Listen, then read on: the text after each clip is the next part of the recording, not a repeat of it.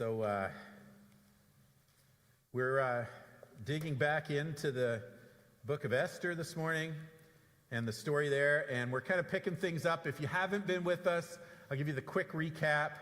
If you want to look at more of the details, read the book of Esther. We started in chapter 1, and we met a couple of characters. At the beginning, it was just Xerxes, who was king of the entire Persian Empire. The empire was like basically the whole known world at the time, and Xerxes was the top dog, like he was in charge. And so he was the kind of guy, he threw himself a 6-month party, and it was like, you know, all of the food and the decorations and the drinking, and then after his 6-month party, he threw a 7-day party, and to serve everybody in the capital city that had maybe helped serve in the original party. And at the end of the 7 days, he decides it'd be a really good idea while he's there with all the men in the fortress of Susa. It dawns on him, and this is how we know he had a fair bit to drink. He decided he would ask his wife to come parade in front of all these drunk men wearing the crown so she could show off how pretty she was. He thought, I'll just have her parade, my good trophy wife, and everybody will know how lucky and I am and what a fortunate guy I am. And so he wants her to show off because he cares just about her appearance. And so, not surprisingly, his queen is not interested in kind of parading her looks for a bunch of drunk guys. And so she says no. And then he banishes her, and a few years later, he's looking for a new queen, and they throw this, I don't know what you'd call it, a Miss Persia contest, I guess, in a way. And so he's looking for a new queen, and he tells his court to go find all the most beautiful women. And so they go around and they grab these women and bring them to the fortress, and they all kind of participate in this contest, and it's based almost solely on looks, and whoever pleases the king will become the next queen. And then we meet Mordecai and Esther, the one who the book's named after. And so Mordecai and Esther are cousins. Esther's parents have died, and so she's been raised by her cousin Mordecai, who's older than her, and she's grown up in his household. And they're people who are Jewish. They love God. They have been raised in the scriptures that we love in the Old Testament, and so they've got a certain way of going about in the world. And so Mordecai is concerned for Esther. She's in the palace, and he goes by every day the palace and asks about her and says, you know, how's Esther doing in there? And eventually we find that he becomes an official in the court of the king, and she is chosen as queen. And so sometime later, it becomes apparent to Mordecai. He finds out there's a plot against the king, and it could have solved a really big problem that you know, she's in the hands of this guy, Xerxes, who's not a very nice guy and doesn't treat women very well. And so Mordecai could just kept his mouth shut and let King Xerxes get assassinated. He wouldn't have to do anything. He could just let him die, and then he could take Esther home where she's safe and where he can look after her. And yet, he decides the right thing to do is to put an end to this plot, and he knows that they could come after him. The king might not believe him, but he does the right thing. He reports it, and then it's written in the king's diary, if you will, that he saved the king's life, and that's where we pick up the story today. And so you saw in the video that basically Mordecai is now working in the temple, or in the palace, and he's become an official, but there's a guy that's been there a lot longer and is a little higher up the food chain named Haman. And Haman has just been up for a promotion, and so the king makes Haman the second in charge of the kingdom. So he's a really big deal. And the king orders that everybody who encounters Haman, if you run into Haman in the street, you need to bow. So everywhere Haman goes, people just bow down to him. And it makes him feel good. It makes him feel important. He's a big deal. And you're supposed to be reminded, he's the big deal and I'm not. And as he passes in the streets, whenever Mordecai's there, all the other guys bow, and Mordecai just stands there. And he won't bow to Haman. And so we pick up the story with Mordecai deciding he won't bow. And then Haman hears about it and hears what's going on with Mordecai, and he's told by other people that Mordecai won't bow, and he decides, because he's heard now that from these guys that Mordecai is a Jew, and it's not enough for him to just kill Mordecai for not bowing. He decides he wants to kill all the Jews in the entire empire. So the entire nation of Israel, wherever they're spread out, all the Jews in the entire, and like I said, that's pretty much the entire world of their time. So there wouldn't be a Jew left on earth. There'd be none of the people of God who study the scriptures and love God and serve him, and whose job it is to spread the word about who God is to the rest of the world. Remember when Abraham, the father of the Israelite people, when he was told that he was going to have kids more numerous than the sand, and that his descendants would just grow and multiply, he was told their job was to be a blessing to all nations. That it wasn't just for the Jews, but God was going to teach the Jews about him, and they would spread the word. They'd teach other people what it means to love and serve our God, what it means to know him as he is. And so Mordecai decides that he won't bow, and all of a sudden they're facing the prospect of all Jews being killed. It may seem like his response, Haman's response, isn't just to punish Mordecai for what he said, but to punish an entire race and have them all annihilated. Seems like a bit overkill. Now I'm waiting for you to get that one.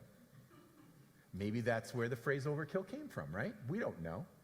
But he's reacting to this situation, and it seems like a pretty big overreaction.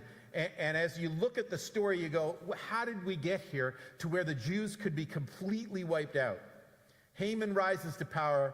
Mordecai won't bow. Haman wants to kill all the Jews, and it seems like he's just about to do that.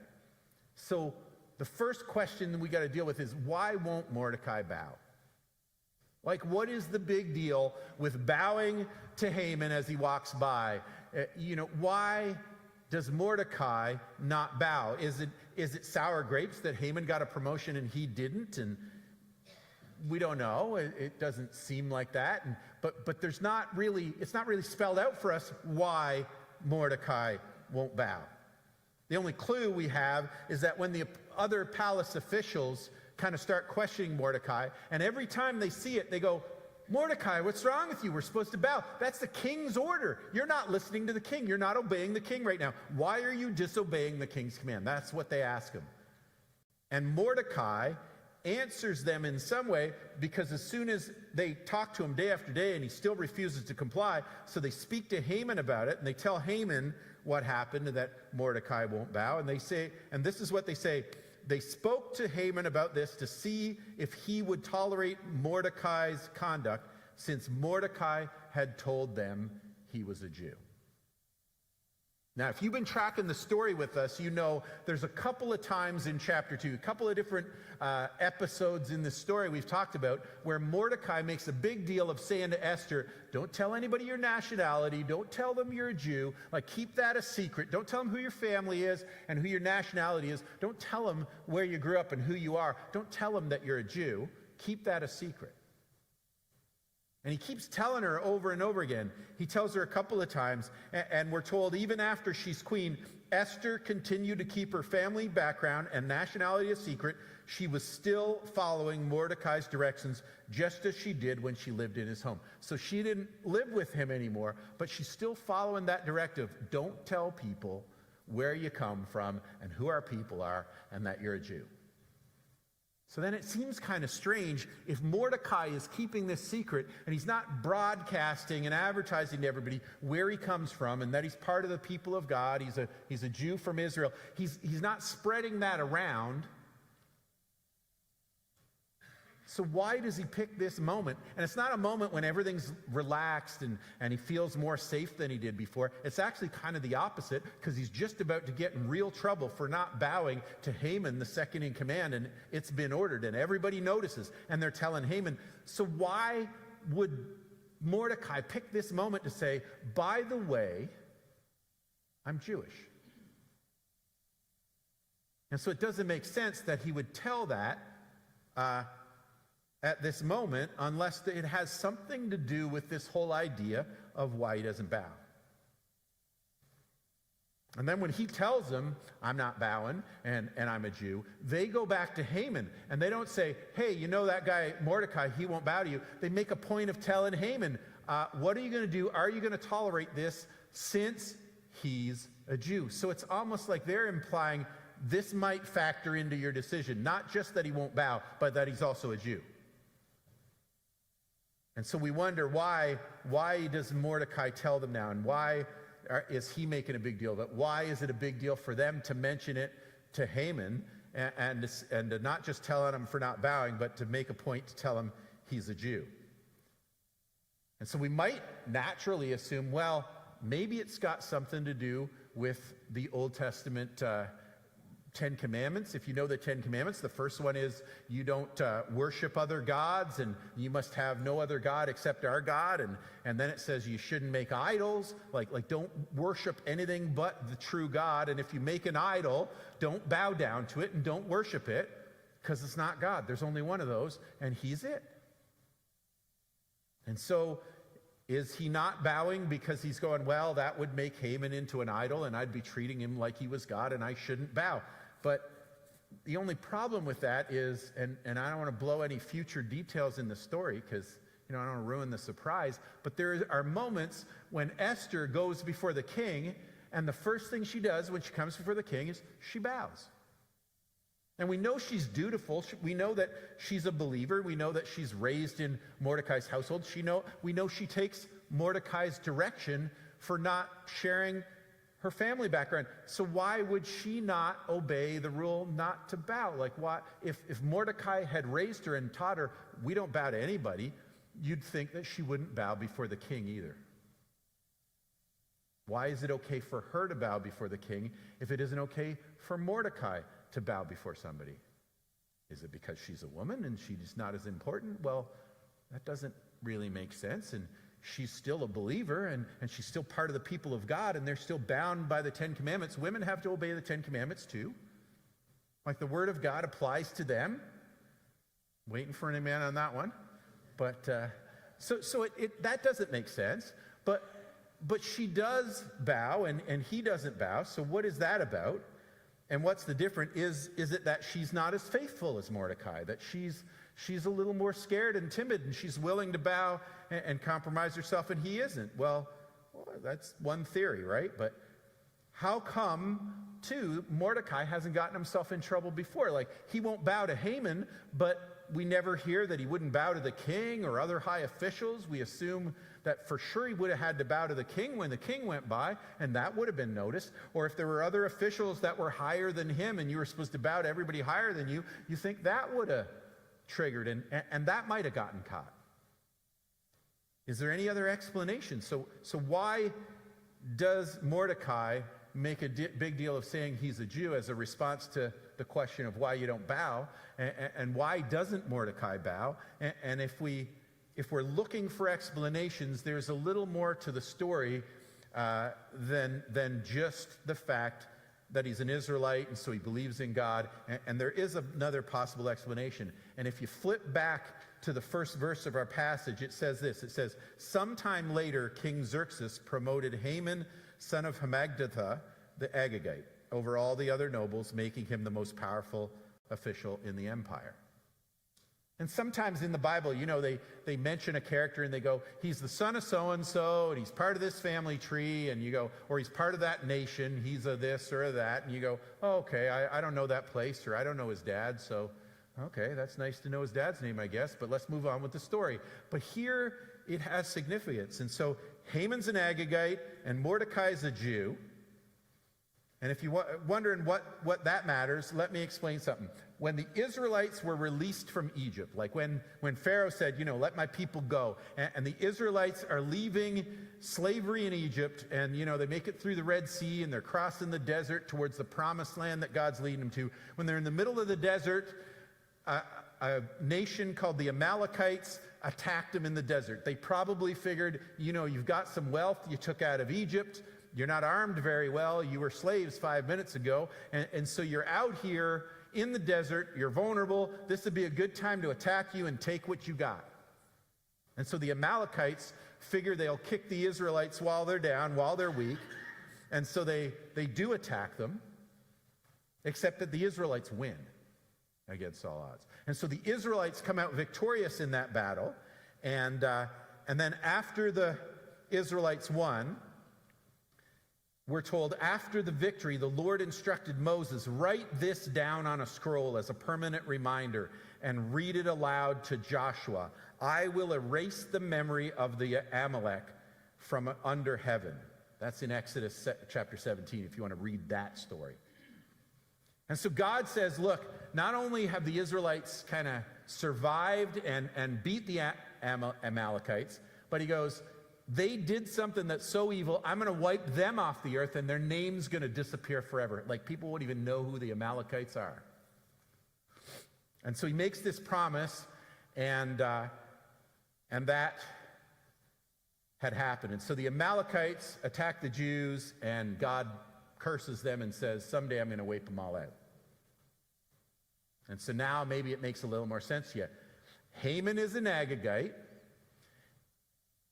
and the Amalekites attacked Israel, the Jews. So that makes sense now, right? You get it. Agagite and Amalekite, they both begin with A. Right? That makes sense, right? I'm just kidding. In fact, the story goes a little deeper. So Haman's an Agagite, and it's the Amalekites who attacked, but the story of the Amalekites doesn't end at that battle in the middle of the desert. God had made good on his threat. And when that happened, Saul was the first king of Israel. And while Saul was king, it's when God decided, okay, the time's come to deal with the Amalekites and make good on my threat to them. And so the Amalekites at that time were led by their king Agag. And so God did wipe out the Amalekites, and he led Saul into battle with the Amalekites, and they were supposed to wipe them out completely. Saul was told, don't take any plunder and don't leave anyone alive. Like they've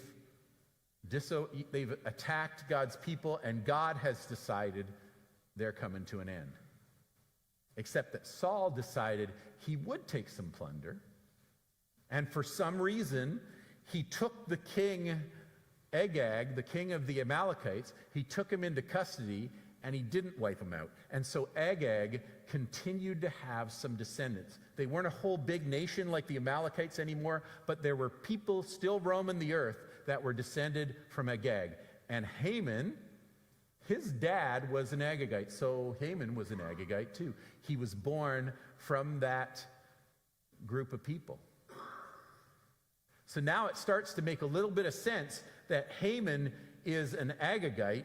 He is a guy who's descended from the king whose people were wiped out for trying to wipe out Israel in the desert. So they tried to wipe out Israel, and they failed, and then later God punished them and wiped them out through the hands of the Israelites, and so most of them died except for his little remnant left. And Haman is an Agagite, so Haman hates Jews. Those people wiped out my people. And Mordecai knows the Amalekites attacked us in the desert, and they tried to wipe us out, and they failed, and then we were supposed to attack them, and we did, and we won, but there's still some Agagites around, but those people were under a curse from God. And so it's possible that Mordecai has decided not to bow to him, and we don't know whether it's because he's a believer in God and he sees it as being an idol, or whether he's doing it in loyalty to his faith, or whether there's a little bit of those guys. I remember who those people are, and they hate us and we hate them, and there's this hatred and rivalry and racism to it. We don't know exactly what Mordecai's motivation is. Could be one, could be the other, could be a little bit of both. We don't know. And it isn't our place to judge. We don't need to know. That's between him and God.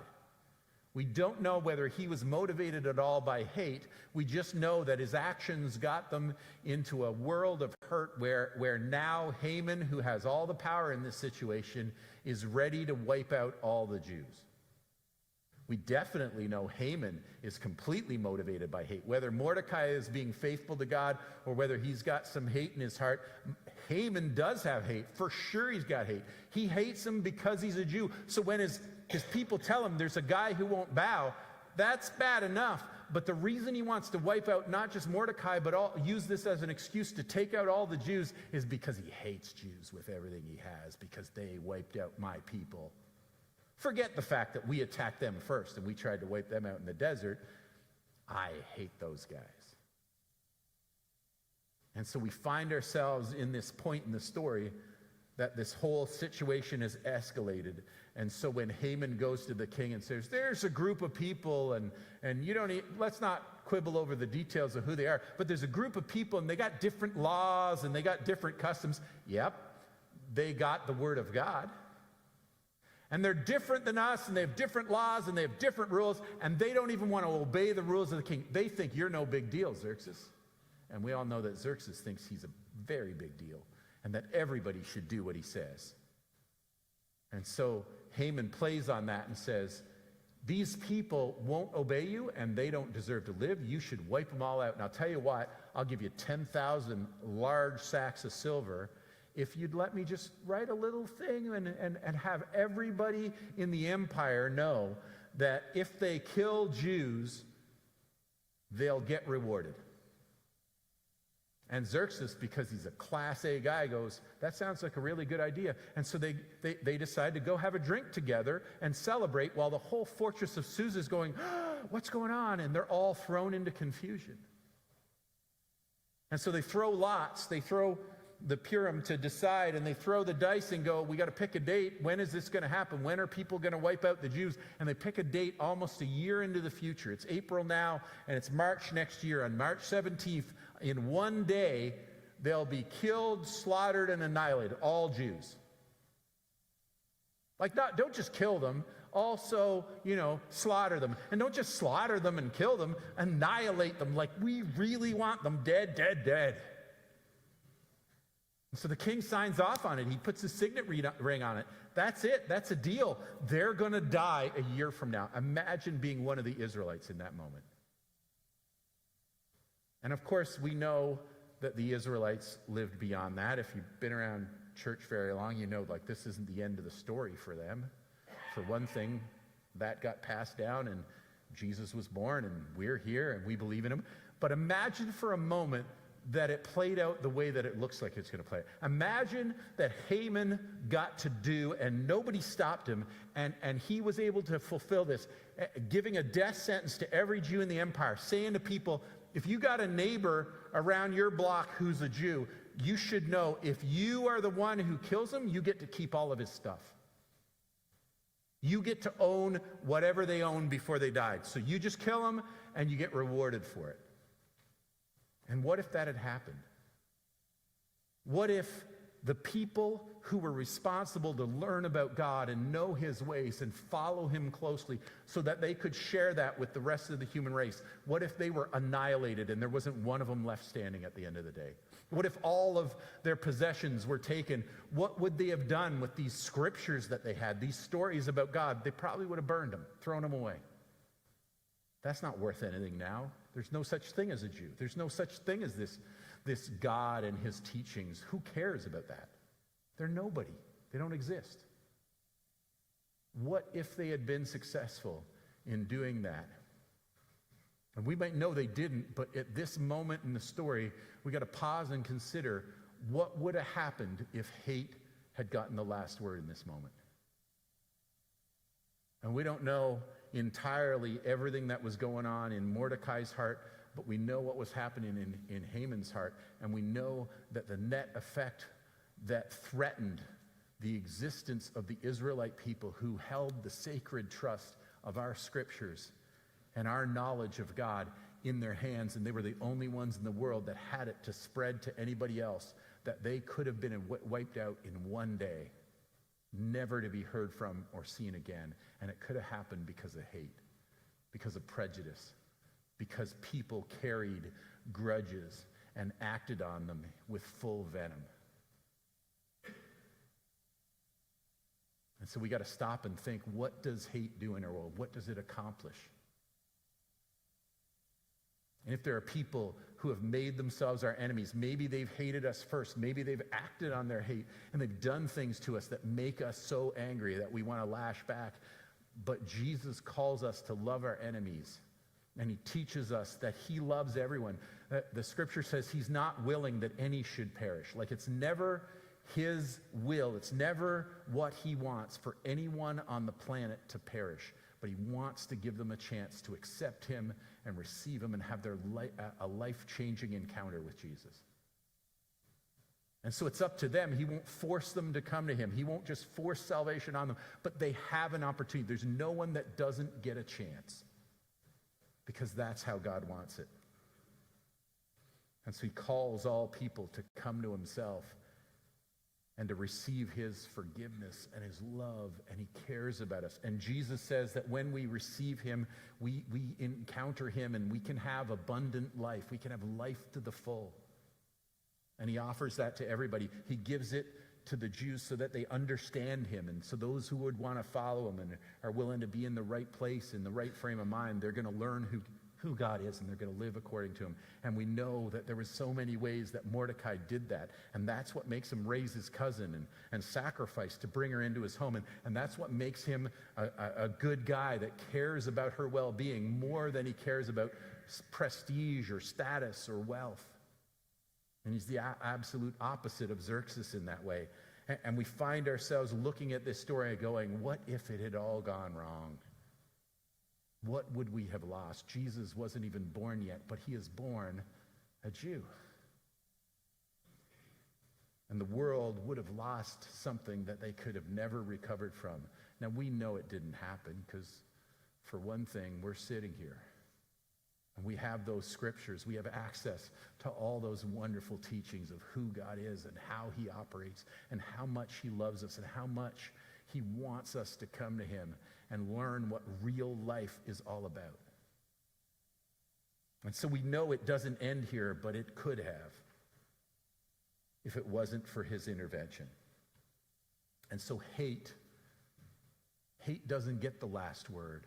But if hate is in our hearts, if we follow the path of hate, God will stop us, because it is not what he does. It's not who he is. And we will not be acting on his behalf if we walk around hating other people. No matter who they are or what they've done to us, we are called to love our enemies. And so this situation that's kicked off by such a destructive hate is one that needs to caution us about the way we live in this world and how we treat those who hate us and treat us spitefully. But we are supposed to pray for those who persecute us. That's what Jesus said. And so it's a radically different approach to the world and to people who make themselves our enemies. And it doesn't matter what they do to us. We are not at liberty to act on hate, because hate is not who we are, and it's not who God made us to be or how he called us to live.